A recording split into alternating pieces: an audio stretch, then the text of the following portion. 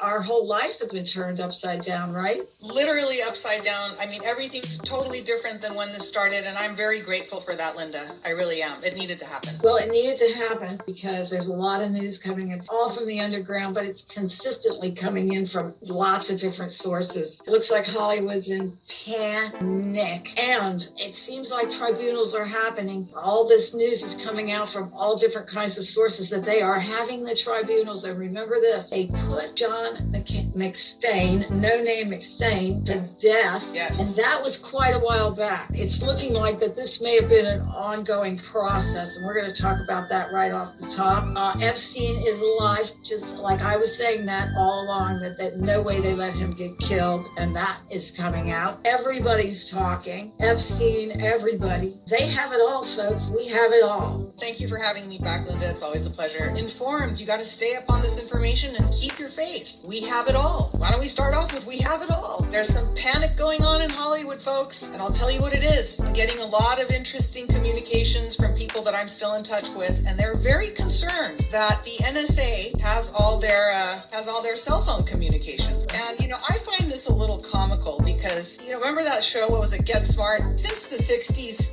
50s, when these phones became a thing, when people were communicating by phone and not horses and letters being carried across places, of course there's a breach in privacy. There was a case named Katz versus Ohio back in the 60s where this was discussed, whether it was a reasonable expectation of privacy when you talk on the phone. Are you giving that up? If you're not aware that Apple or Android or whoever is collecting your data when you use one of these things, if you're not aware of that and you think it's completely private, your text messages, your phone calls, your social media, there's a billion ways people are communicating these days, you're just an idiot. If you think that this is private, I mean, obviously we're talking to the world, to the public here. If you think that you're texting somebody about some crime and nobody's going to find out about it, you're an idiot. So a lot of Hollywood is, unfortunately, and I'm going to say this, not everyone, but there's a lot of idiots here. They're under extreme panic. Now they're starting to realize, because they're hearing about tribunals. They're hearing about people getting arrested. Some of their friends are disappearing. They haven't heard from them for a while. They're starting to wonder, oh, shit.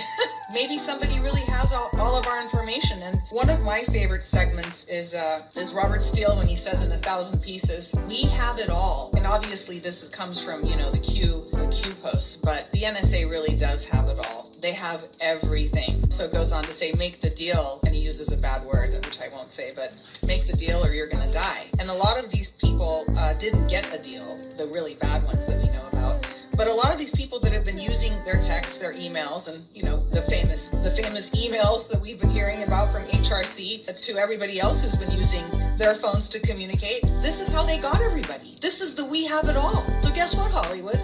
They've got your stuff too. You're not exempt. So many times it always amazes me, Smelly Pants Clinton, with all of her savvy, which I guess does not actually bleed over into the computer world, because it seems like she really is ignorant on that, because she hammered the phone, she bleach bit the computers. None of it makes a damn bit of difference. There's a imprint, of course, that is outside of that, and the NSA has total access to all that stuff. There is nothing that none of us have done that isn't out there, accessible to the NSA. Probably other government agencies at this point in time but the good guys. You're absolutely right.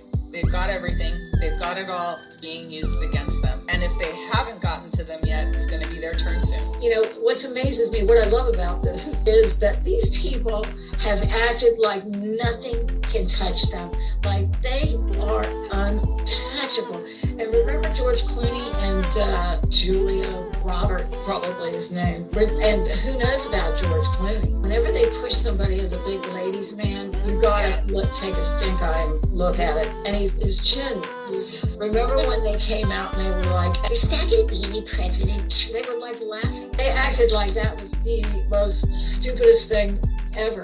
Meanwhile, Trump is getting, tens of thousands of people coming to his rallies, and they're up there going, is there going to be any President Trump? And somebody put together a montage of that at one time where they were all saying, there's not going to be any President Trump. They were all saying it. Well, that's the time. They were given that script. So, they have to follow the script. Their agent calls them and says, here's what you're going to say, or else you don't get paid, or else, that we own your soul through the universe and you're not going to be here next week. I mean, they got these calls, Linda. But they were all parroting the same thing. But I do think they believed it. They really thought there's no way. You could tell they were a part of it because they had an idea, the depth of it and the breadth of it.